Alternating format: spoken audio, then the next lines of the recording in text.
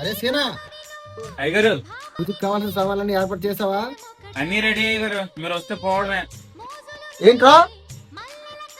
అదే అయ్యా, అన్ని రెడీ, మీరు వస్తే వెళ్ళిపోవడమే. సరే పద. చీ అదొక నోటి తోల. దండలయ్యా.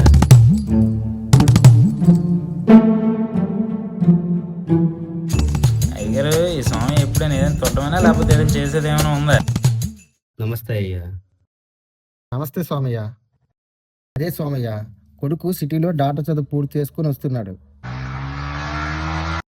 ఈరోజు వాడి పుట్టినరోజు కాబట్టి అమ్మవారి ఆశీస్సులు ఉండాలని పూజ చేయించడానికి వచ్చాను.